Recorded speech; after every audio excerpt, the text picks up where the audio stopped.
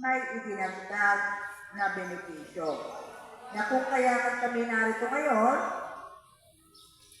ipapaliwanag namin kasi hindi lahat ng solo parent ay makaka-avail yung mga benepisyo. May kanya-kanya kayong may benepisyo na may kaukulang sa inyo, yung tama sa inyo. Ano po?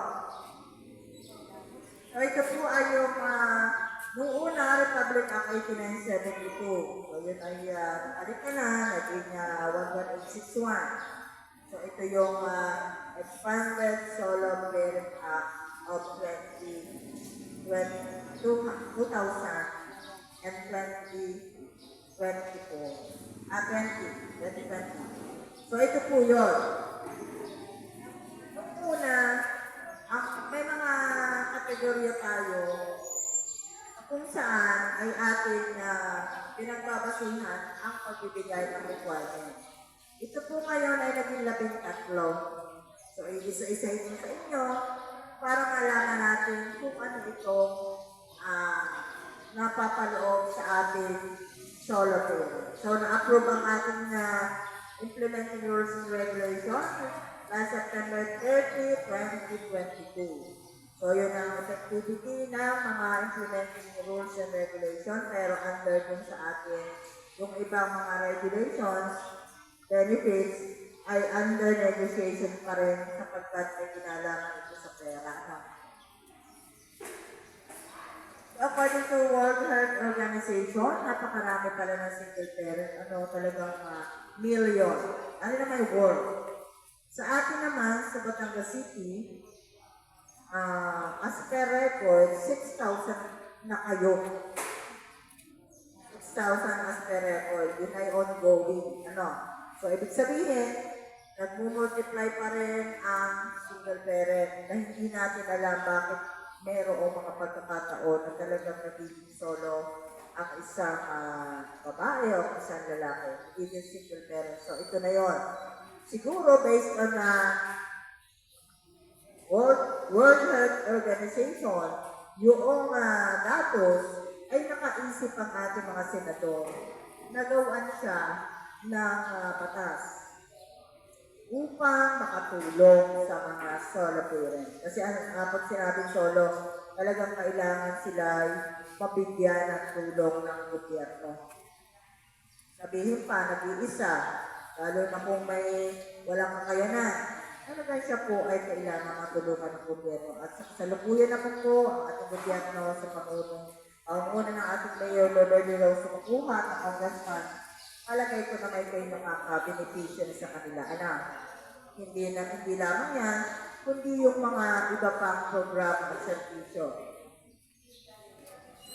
So ito po yung ating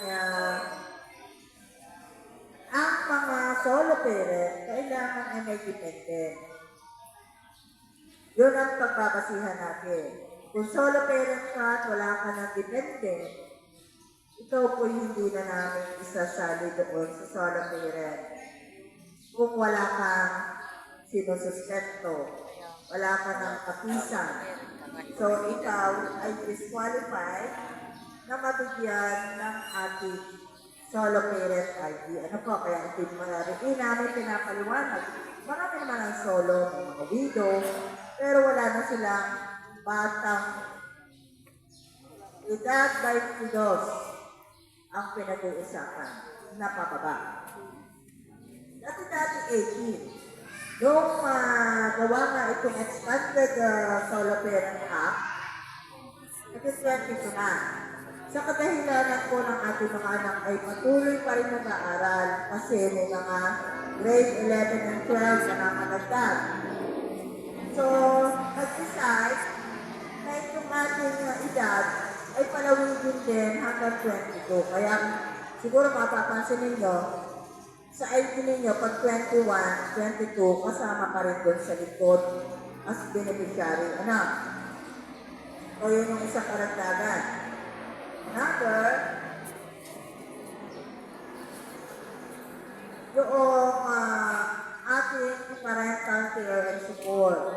So ito, meron din naman idinagdag ng ating mga senador, the government dun sa basic needs ninyo, healthcare, mental, physical safety, emotional support, development of personality of children and dependent. So kasama ito doon sa ginawa nila na kung saan kung wala ka pang health card at ikaw ay qualified na mabigyan, meron silang ginagawa na maibigay itong mga benepisyo. Ano po? So yun ay process din. Pero ito po yung inilagay nila to prove na meron tayong tulong para sa lalo na sa mga indigent solo parents. Ito naman po yung ating solo parent identification card. Ito ang unang-una natin ginagawa to make sure na ikaw ay matatawag na solo parent. Ano? So itong identification card na ito ay from ito yung ating unang ginagawa. Okay na po, Kapangulo, ang pwede ko na kayo tawagin. Kaya ako na naman, may ginagawa ko kayo naman. Okay lang po. So ito, yung pag-issue natin ng solo parent, may mga required documents yan. Ano? Mamaya natin ipapaliwanag kung sino ang pwedeng magbigay ng solo parent, mga documents na ukol sa kategorya.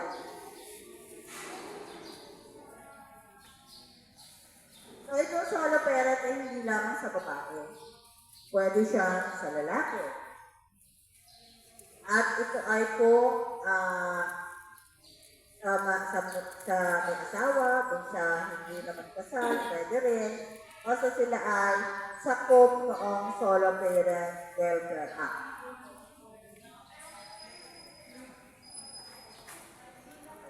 Yun naman tinatawag na cohabitation. Ito yung kung meron kayong kinakapisan, pero may kinakapisan, solo parent ka, so ito yung ating paliwanag. Kung kayo ay may kapisan na sasama kayo sa isang bubong, natural, hindi kayo solo parent. Ano po? Paunawa lang. Kaya huwag mo ipipilit na kayo solo. As long as may kapisan at sasama, ay di kayo naman hindi solo. Basta yun ay partner. Ano? So yun yung sinasabi. Kaya pagkahingi ng certification from our barangay officials, ay talagang ito'y titingnan muna. Dahil liable tayo doon sa pagkakamali ng isa, pagkakamali na ng lahat. Yung adolescent solo parent, ito yung mga nagkakaanak na bata pa, mga 18, 19, so ito yun. Sila yung nag-aaruga at walang suporta from naging So, siya ay consider as solo parent. Kung walang support from kung sa naging boyfriend, nagkanak lang sila, nang hindi inaasahan. Kalimitan, ito ang mga ages na encounter natin. Nagkakaanak, pero hindi nagsasama o hindi na pinananagutan. Siyempre, ang magulang na nag-shoulder naman sa mag-ina. Pero si 19 years old, pwede natin isuhan ng solo parent. Ano? Adoptive parent. Ang sinabing adoptive parent, siya po yung merong inadopt na bata. Pero ito, hindi pwedeng magsabi ang isang adoptive parent kung wala siyang legal document. Ano po ang legal document? Siya po yung nag-undergo tayo ng pakikipag-ugnayan sa ating legal officer sa mga abogado na ito ay may katunayang ikaw Sa batas ay ikaw yung binigyan ng karapatang mag-asikaso ng isang bata na sa katunay iyong inampong. Hira naman ito mangyari. Pero ito ibinibigay din natin at baka meron mga cases na ngayon na nag-a-adapt ng bata. Kahit hindi ka relasyon, kahit hindi kamag-anak, pero inadapt niya by legal process, pwede naman po yun. Ihinanlaan namin ng ganun. Kaya kung hindi niya siya inadapt ng legally, huwag mo i-declare na adopted ninyo. Kung kapisan ninyo, ano ba anak pamangkin ninyo, ay ibang tawag tayo doon. Pero pwede namin bigyan ng solo parent yung nag-aalaga basta siya ay mapapatunayan namin doon pasok sa required documents. Pero hindi sa adopted parent pasok. Ano po? Foster parent. Katulad din ng adopted parent, yung foster parent dadaan din sa process.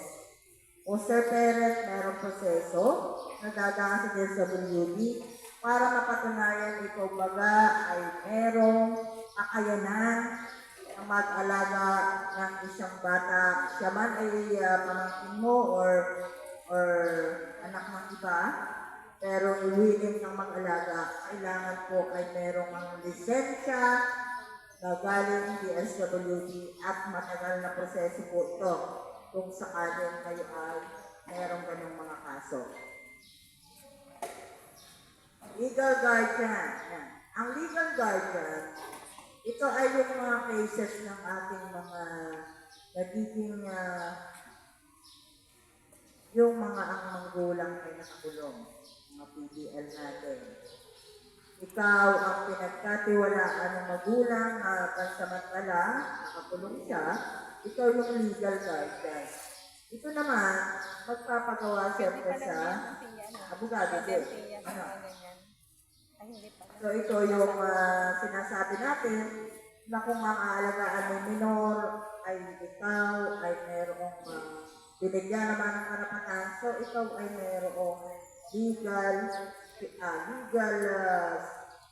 ito yung papeles na nagsasabi na according doon sa pinagtibay ng korte, ikaw yung binibigyan ng karapatan. Ito naman yung sa family. Kung relative ka, pamangkin mo, apo, o kung ano man ang relasyon, meron din naman tayong pinapayagang iniisuhan natin ng solo parent provided na itong mga ito ay meron kang mga documents. At yun po'y mamaya, lahat po ng sinasabi ko ito may kanya-kanyang dokumento, iba't dokumento na inyong ipoprovide kung kayo nabibilang sa kategoryang ito.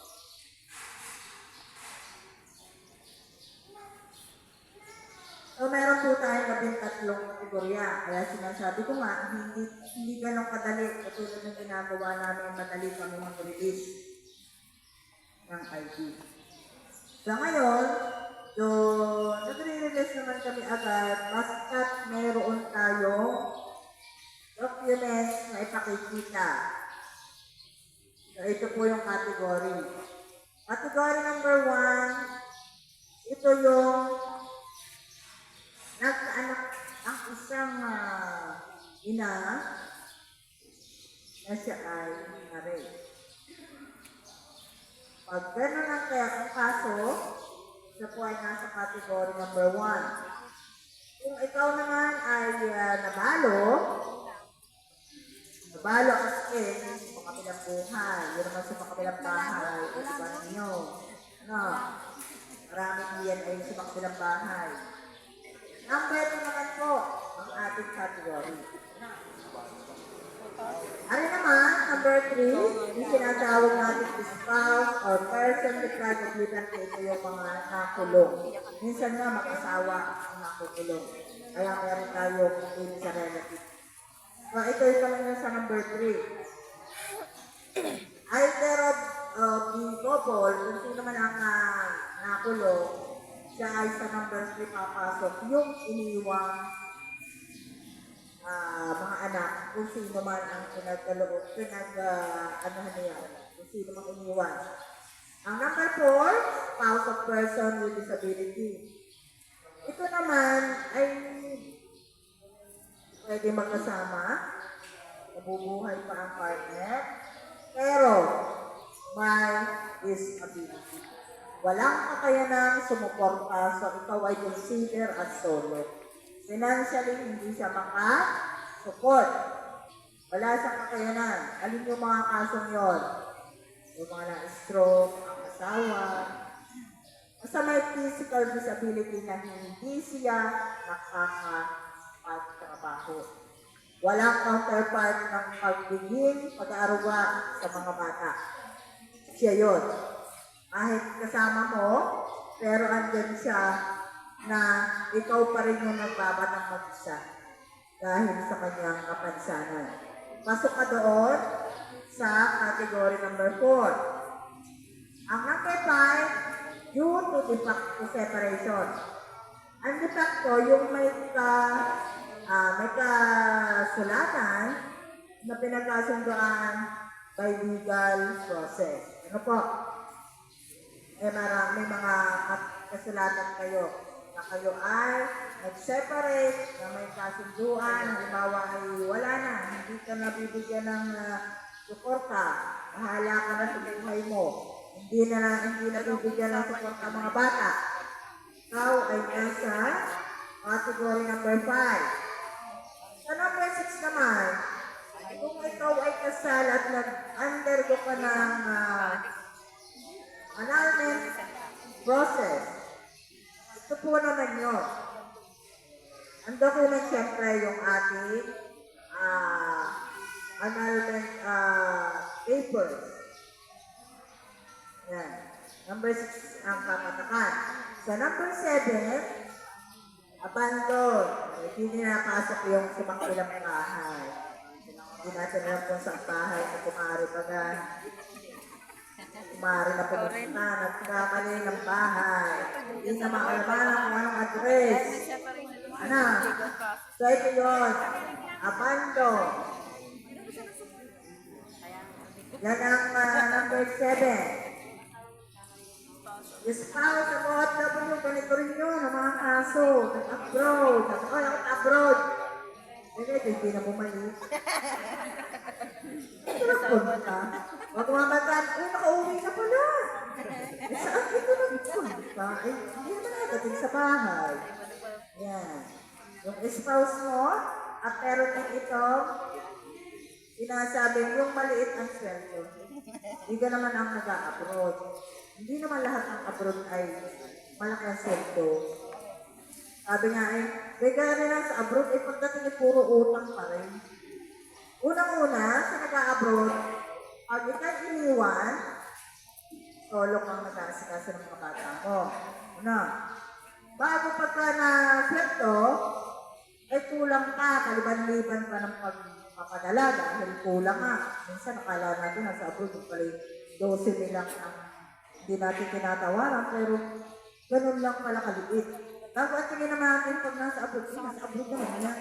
Kaya huwag yung titingnan agad ang tao. Pag sinabi nag-abroad, depende sa kanyang pinagtatrabahuhan. Lalo na kung mababa yung kanyang trabaho. Dahil pag binigyan natin ng tulong, sasabihin ng nakakakita, ba't ka binigyan? Yun naman OFW ang asawa. Hindi natin alam. May mga cases na talaga pong nalapit sa amin. Itong OFW na ito ay hindi nasahod. Nasabi lang ang napaparoon, pero ang pagsahod ay hindi maganda. May mga cases po. So, pasok po si asawa kung sino man ang iniwan dito. May mga requirements na dahil hihingi na lang. Relative of OFW. Pag sinabing relative, ikaw yung halimbawa ang anak mo. Ang pagiging, hindi ikaw ang asawa. Ikaw ay relative. It's either ikaw yung ina ng mag-OFW, tapos iwan si mga bata. So ito po yun, pasok siya doon. Kung sitwasyon ay talagang ikaw na ay nag-aasikaso sa mga bata, yung pagkain ng mga bata, yung lahat ng gamit o ang nabili, yun po ay pwede bigyan natin. Kaya nga, titignan natin maigi kung itong mga pag-8 and 9, ito ay marami kaming hihinging dokumento. Unmarried mother, father who keeps and rears her children. So ito yung mga hindi kasal. Hindi kasal na partly parang iniwanan din. Ari lang ay hindi kasal. Kaya meron tayong ibang requirements na para sa kanilang anak. Legal guardian, kanina aking sinasabi, kailangan may document na siya ay mayroong pinanghahawakan. Kasi responsibility mo yun. Lalo na kung hindi mo tunay na anak. Ikaw ay pinagkatiwalaan na legal guardian. Siya ang mag-aasikaso sa buhay ng bata, sa kanyang paglaki. So ito yun. Category number 11. Any relative within the 4th degree, so yung mga 4th degree, yung mga relative mo pa rin, pero medyo sali-sali yung ano na. Yung cases na gano'n, mga pangangkin, yung medyo ano na sa pagiging kamag-anak, parang ilang saling lahi na. Pwede rin, pero mayroong mga requirements. Pregnant women who provide solo parental care and support her unborn children. So, halimbawa na buntis. Talagang consider as iniwan na. Yung mga cases na ngayon, hindi siya pasok din sa category ng pregnancy. Ano po? So, yung mga ganitong kaso ay malilit namin na-encounter. Yung pagkaanak ay iniwan. Wala nang, kahit na yung pagpaparegister ng bata ay hindi na nabigyan ng pangalan. So, yun ang mga kinoconsider natin. Na talagang ang nag-aasikaso ay ang magulang ng babae or hindi man mangyayari sa magulang ng lalaki kasi nga ang nangiwan ay ang lalaki. So, bago ako magpatuloy naman, ay ating bigyan naman natin ng kaunting, hina natin ng kaunting pananalita ang ating, naman sa ating bago, Pangulo natin. So, po ay sa aming kaalaman ay kami, ating Kalipi President dati. So, talaga ngayon po ay naging successful at dahil ang pag-serbisyo ay lalong pinalagin. Dahil Kalipi lang noon, ngayon naman ay buong community. Kaya siguro umasa tayo na mas maganda ang ating magiging barangay. At kaya ang ating bagong Pangulo ay noong sa kanyang Kalipi President Services, ay kita na natin kung paano niya dinala ang barangay. So, palakpakan po natin ang ating Pangulo, Mayor Makakabit. Maraming salamat po, ma'am. Sa ating bisita, sa inyo lahat. Isang magandang umaga, mapagpalang umaga po. Salamat po sa Diyos dahil dinala tayo dito ng ligtas at nasa maayos na kalagayan. Ako po ngayong umaga, sasamantalahin ko ng pagkakataon upang kayo ay mapasalamat. Umasa po kayo sa isang magandang administrasyon. Kung puso ko po kayong paglilingkuran ang aking mga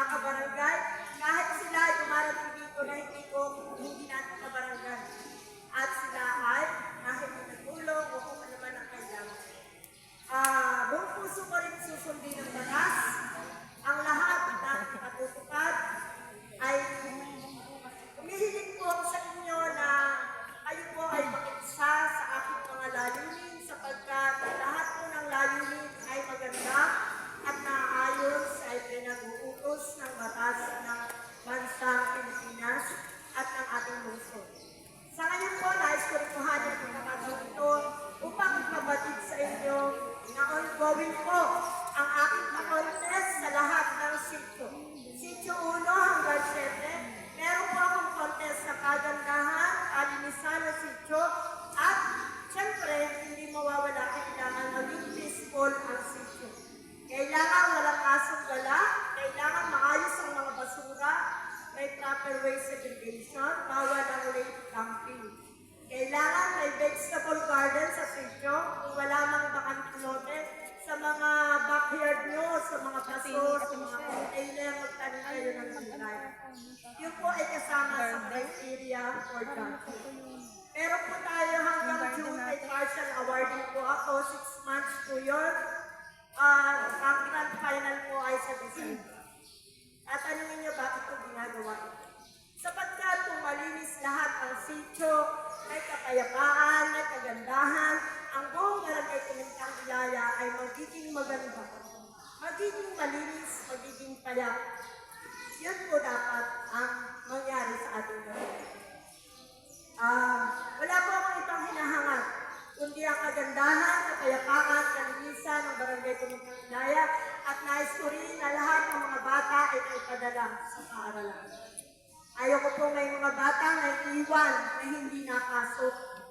Ngayon, ang ating edukasyon ay libre naman po. Nakukuha natin na libre. Kung may high school, may mga scholarship na din po ang ating city. Kaya walang dahilan upang hindi na makapasok ang mga bata. Sa umagang ito po, binangatyan po lahat ng mga solo parent ngayon. Ito na po ang simula ng ating mga mayor sa pamamagitan ng DSWD na sangay ng ating gobyerno upang may babot sa inyo ang lahat ng programa na alam ko na kayo ay makikinabang sa ating programa ng syudad, ng ating Luzon. At mga kabarangay, welcome po kayo ngayong umaga at inaasahan ko rin ang inyong 100% na suporta sa ating barangay. Maraming salamat po. Thank you very much po, Pangulo. So, talaga naman pong dapat yun ang ating maging counterpart sa community. Hindi lang para sa barangay, kundi para din sa atin. Yung mga, may mga innovations ng ating mga council, yun po ay para sa inyo. Hindi para sa barangay lamang, kundi sa tao, sa mga barangay. Ano po? So, pagpatuloy po natin, so, ito naman po yung requirements na sinasabi ko na medyo kayo ay mapapago kasi nga kung ano yung requirements depende sa kategorya na ating gagawin, ating sasabihin kung kayo ay lalapit sa opisina. So, ang ipapasang documentary requirements ay base kung ano nga yung kategorya ng kliyente bilang solo. Ang una nito ay solo parent sa biktima yung number 1 kanina. So, ang ating requirements ito, kopya ng birth certificate ng anak. Kung sakali na si anak ay walang birth certificate, ang opisina naman po itatulong din. So, ano yan? Kumbaga, yung tulong natin, hindi lang sa solo. Kumbaga, ito ay ano lang, point of entry kung ano man ang mga kailangan ng isang kliyente. Sa pag-interview namin, nakikita namin hindi pala lang ang solo parent ay di ang kailangan nito. Ano? So, yun po. Complaint affidavit kung meron. Ang dineklara mong ikaw ay dahil biktima ng rape, kailangan mo ng complaint affidavit na ibigay sa amin. Medical record ng incident na ng rape, authorized sworn affidavit ng solo parent na siya'y walang kinakasama o partner. Ang affidavit, pag sinabing affidavit, ito ay sa legal. Kukuhanin. Meron naman po tayong legal officer. Kung hindi si Attorney Vice, Eliza. Affidavit mula sa kapitan niya. Ito pong affidavit na ito ay talagang may seal.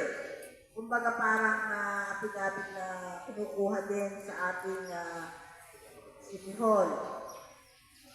Nasa siya ang role ng barangay official ay siya ang magpapatunay na ikaw ay solo. Ano po? So kung hindi ka bibigyan, huwag ka magagalit sapagkat kung kilala ka ni Pangulo, sadyang hindi siya pwedeng magbigay kung ikaw ay mapapatunayan na mayroong kinakasama kasi liable siya. Batas ito, kaya huwag tayong magkakait ng totoong impormasyon. Kung nagbigay kayo sa amin ng mali, maaring mali rin kami ang magawa namin. So, chain reaction lang yan. Kung ako ay liable, kayo din. At ang barangay. So, sa pakikipagtulungan natin, huwag sana natin dumating sa punto sa gano'n ang mangyayari.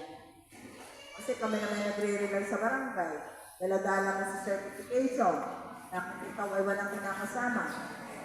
Alagay ko naman yun isa ng pruweba na mabibigyan ka namin ng solo parent. Ito pa, yung ginagawa natin ngayon, Certificate of Attendance to Orientation. Ito pong araw na ito ang ating ginawang orientation. So, yung hindi naka-attend, wala silang attendance. May certificate po mamaya akong mabasahin, pinapipirmahan ko lang sa aming heaven. Yung po ipapadala ko dito sa barangay para meron kayong pinanghahawakan. Kapag kayo pumunta sa opisina, daladala ninyo yun, o kaya naman meron akong kasi ang record na kayo ay dumating sa araw na ito. Ang ikalawa, yung byuda o byudo, ito yung kanina, ito ay nabalo. Halos merong pagkakatulad-tulad ang certificate, ang ating requirement, meron lang kakaiba dito. Kopya ng marriage contract and kopya ng death certificate. Nasa katunayan naman niya namatay ng asawa. Ano? Kasi pag hindi kami humingi niyan, hindi pwedeng ideklarang ikaw ay sa code number 2 or category number 2. Yung notarized affidavit, yun ay sa legal pa rin, and then sa barangay, so yun. Ang pagkakaiba lang sa code number 2 ay yung kopya ng marriage at kopya ng death certificate. Yun naman po mga kopya niyan ay naaari na kami ng kopya na hindi galing sa PSA. Ano, magastos naman kung hihingan pa namin kayo ng record from PSA. Mahal din naman ang mag-request. Category number 3, asawa ng bilanggo. So yun, ang ano nga lang din ay siyempre certificate of detention. Na kung saan nakapiit yung partner, doon kukuha ng certificate of detention. Kung sakaling nasa Manila, hindi kayo re-request doon sa warden, doon sa Bucor. Kung dito naman sa atin, sa San Jose Sico, doon naman kayo kukuha ng certificate of detention. Affidavit pa rin, and then sa kapitan, sa barangay captain. Category number 4, mental or physical na kapansanan. So ito, yung sinasabi niya, kung ikaw ay may kapisan pero siya ay meron na problema. Siyempre, ang medical record, yun ay pakikita niya sa amin. Kung physically disabled, meron naman tayong PWD ID. Kailangan may pakikita kayo, PWD ID ng kung sino man yung sinasabi ninyo ang partner ninyo. At ang medical records na sasubmit, kailangan ay hindi higit sa 3 buwan. No. Kumbaga dapat ay press ka naman na nakapagpa-check up or meron kayong pinangahawakan. Pagka 1 taon mo nang hawak, pili kami ng bagong kopya. So, ganun pa rin, affidavit from barangay and the solo payment authorized affidavit. Yung number 5 naman po ay yung legal na pag-iwalay. So, yun ay ang hihingi naman natin. Yung marriage contract, division, declaring legal na pag-iwalay. So, ito nga yung sinasabi ko kanina na may katibayang galing sa abogado. Ngayon ang mga pagkakaiba. Lahat kailangan ng notarized affidavit from barangay, certificate of attendance. Kahit po pag-renew, as a renewal, kung ang ID ninyo puti, tapos re-renew ninyo, ang hihingi na lang namin ay certification ng barangay, hindi na yung mga birth certificate. Ano? Hindi na naman kami hihingi ng lahat-lahat. Lagi laang updated barangay certification. Napawalang visa o naanal ang kasal. So, ganun din, kopya na annotated marriage certificate. Pag sinabing annotated na bago na yun, may nakanote na. So, ikaw ay nagdaan sa annulment process. So, yan pa rin yun. Declaration ng pagkawalang judicial decree of declaration of non-stop marriage. So, yun ay from legal office. Kung saan kayo nagpagawa. Next po. Nabando ng asawa. Iwan sa tabi.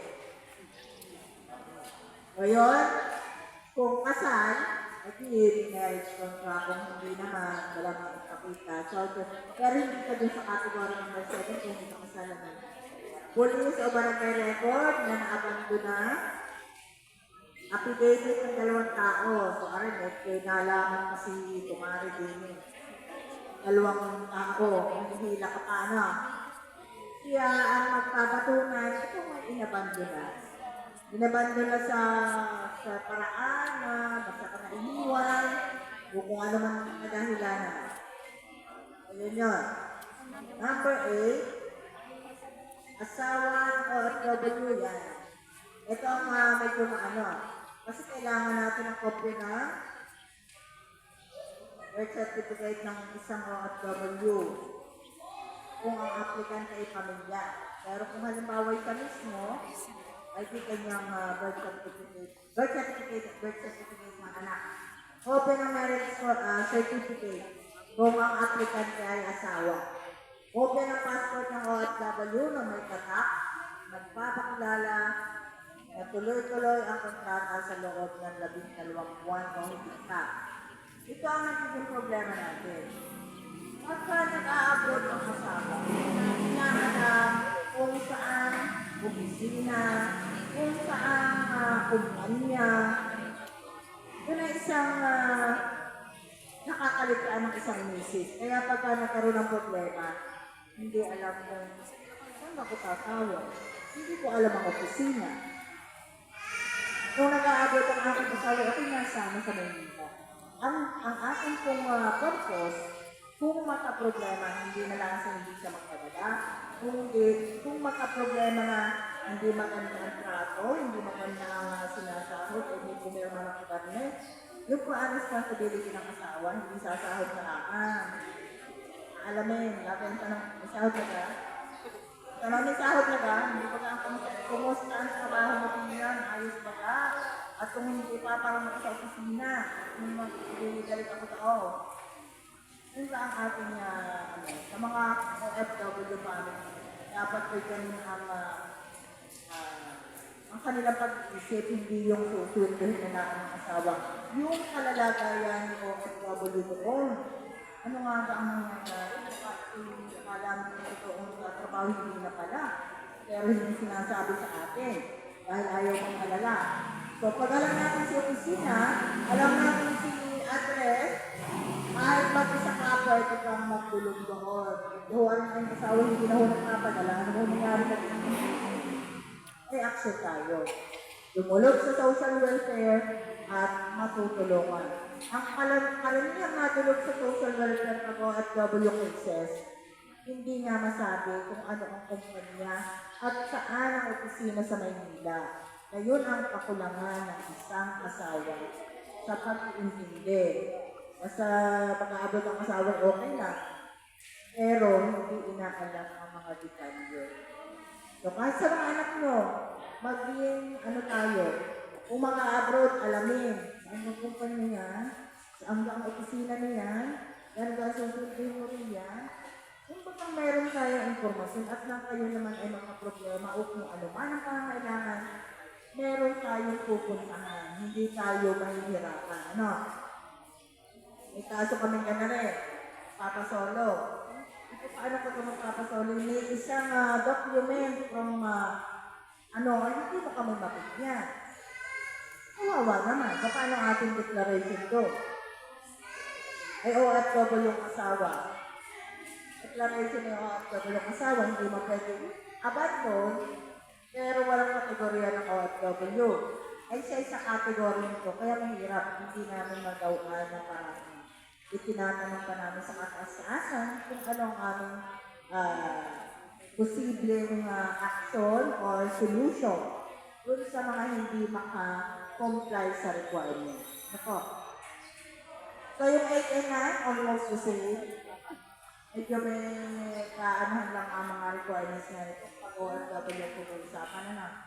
So yun po, and the number 10, hindi kasal, pinilit palakasin na lang ang anak na mag-isa. So, at ano yung mga nag-aasaan at nagkakaanak na ayaw naman o hindi pakasalan o ayaw magpakasal kasi siya na lamang magkasikaso ng batang mag-isa. So yan na yun.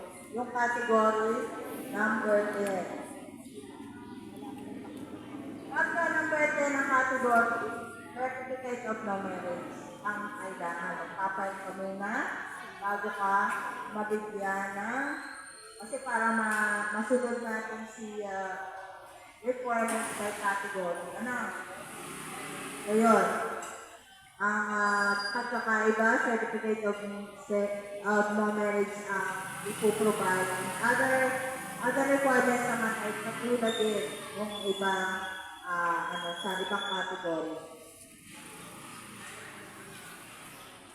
Number 11 please.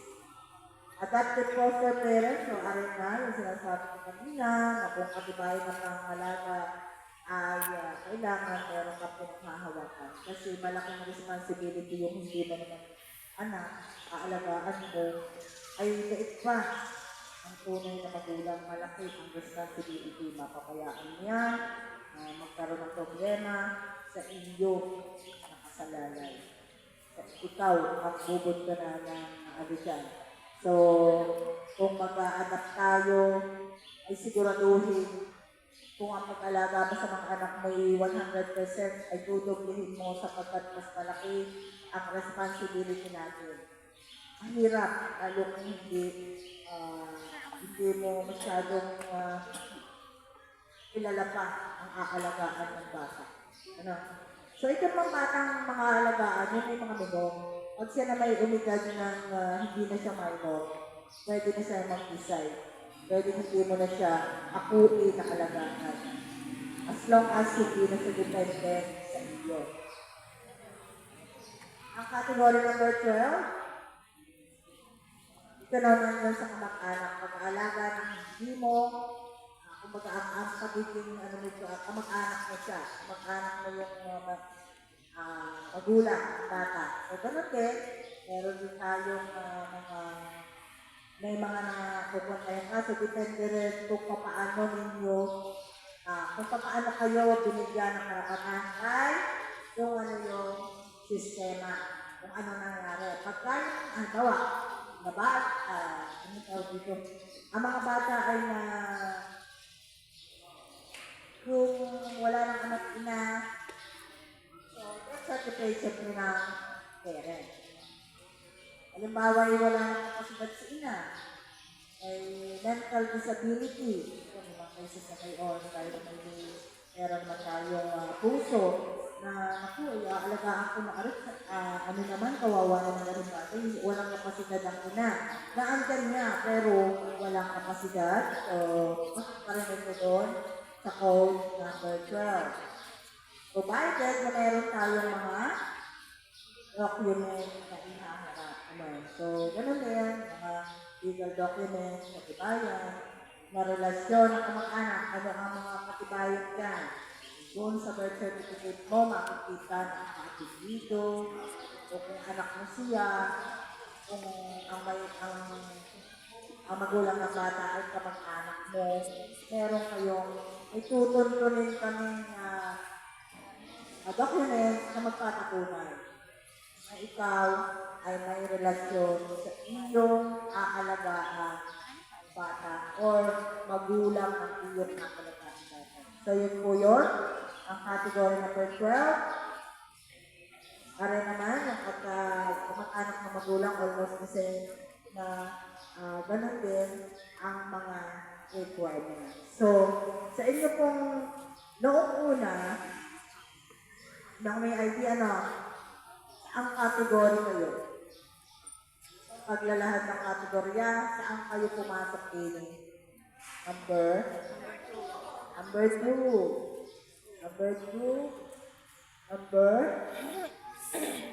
2. Rana number 2. Wala sa makabilang bahay. Oo, meron.